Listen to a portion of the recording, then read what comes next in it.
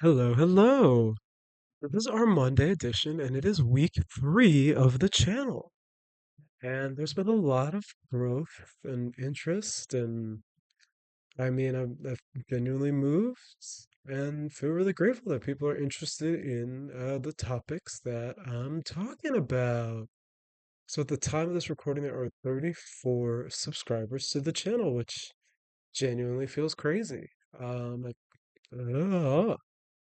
I'm a bit congested and mucusy this week, so my voice may sound a little nasally or a little bit off.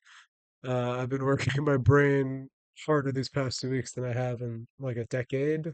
So my headcanon of the events is that I'm sending too much blood to my brain, and the congestion I'm feeling is like a physiological response.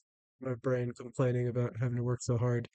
It's probably not true, but that is what I'm thinking. All right, so for this week's video series, I had a nice plan, and I wanted to do something I was familiar with and already had all the academic resources for. But no, once I started furthering my research on the topic, I realized that the original way I wanted to approach it was too limited, and that once I started doing my further research, I was incredibly inspired to learn more and share the topic in a completely different way that I think is very exciting, but also something that required me to educate myself on a lot and came with a lot of writing and rewriting the earlier script. Yeah, just a lot more work, a lot closer to the deadline. We like to think we're organized and can do things in advance, but I also think you gotta follow what inspires you? Because if you're not doing the thing that excites you and inspires you, how can it excite and inspire the people who want to listen? So, this week we're going to start with the discussion on numeral systems, specifically binary numbers, and then somehow we will end up somewhere in the human spirituality realm, and I will not tell you where we end up, but it is very interesting. This week, sources are not going to be added to the video descriptions right away when I post them, probably closer to the end of the week, potentially even over the weekend. This is just a much longer list of sources. As I said, I'm kind of scrambling and learning a lot of new stuff on the fly. There are books that only exist in Latin, which I have to find translations for, all kinds of crazy stuff. And it's literally going to take a lot more time just to make sure that I attribute every video to its correct source and give these people credit. And I just won't have time to do that during this week, as the videos are still in production. I wasn't able to really make them that far in advance. And some of our more astute viewers may have noticed a varying location of recordings. So I've lost access to my internet in my preferred recording location, which is why I'm hopping around in strange places. So yeah, maybe viewers notice a little more manic energy this week. Just that displaced. Um, the research itself is a scramble, but hey, I'm really excited about this week's topic. Generally blows my mind, and yeah, hopefully people like it. And all right, so this week I really do feel like I have a YouTube channel because we can do our first Q&A. The good comes with the bad, of course. I got my first vague, ominous threat from a stranger on the internet, and I also got my first viewer question. I guess those things kind of go hand in hand. I don't know what I'm getting myself into with this online presence thing. But let me read this question out loud and attempt to answer it. So this is on part 4, globalization of mathematics, the end of last week's video. It's from a user, I believe the pronunciation to be Fruich. At a quick glance, they appear to be a video game speedrunner, which I am a fan of. Speedrunning for sure. Games on Quick Channel. In a past life, I may have been a competitive gamer myself. So thank you for dropping a comment on the channel, and I hope get those times down or whatever you all say in your weird video game subculture lingo. Okay, question. Do you think that secularization of mathematics? Oh, nice video, first of all. Thank you. One question. Do you think that secularization of mathematics has been a good thing? I know you mentioned that it was primarily secularized in order to globalize it, but let's think of a scenario where math could be globalized without being secularized. Do you think that it would be better off? Some people see secularizations as wars against religion rather than attempts to make things more practical. I think this is a good question. I don't know. I guess the premise here. Ooh. Man, you make smart people content and then people ask you smart people questions. Okay. Uh, globalized, I guess it's hard for me to imagine a time where math could be globalized without it being secularized. And I'm not like a 1960s, I'm not like really super well versed in the history of that time, but I will be operating the assumption that religious institutions were probably generally more powerful political forces in the majority of countries that would be part of something like a global mathematical congress. So I guess I'm not sure if math could have ever become a global thing without its kind of losing its spiritual roots. I guess I've never really thought of the question in that way.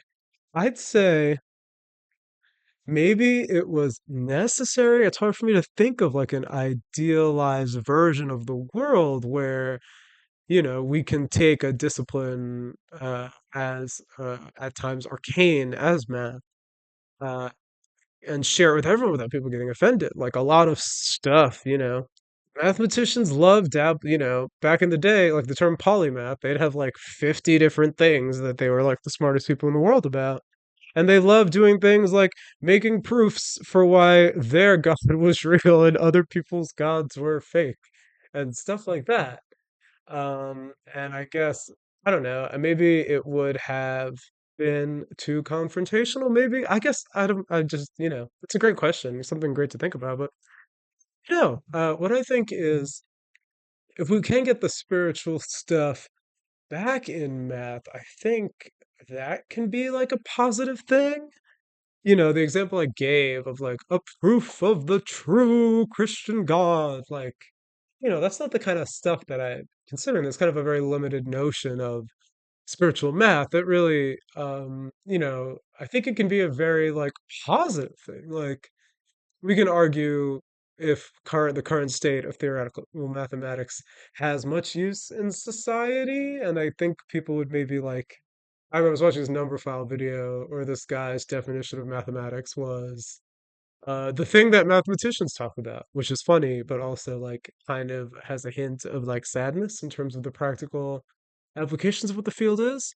But I'd say like I think it's fine that we kind of maybe the spirituality had to be removed from math so we could kind of get all on the same page about a single mathematical language. But I think maybe now would be a good time to bring this up again. And maybe I'm of the belief that I think so. Another number file video, number file shoutouts. If you don't know what that is and you watch this channel, that's crazy. Um, this guy was doing this proof of how 0.999 is equal to 1, like 0.999 repeating.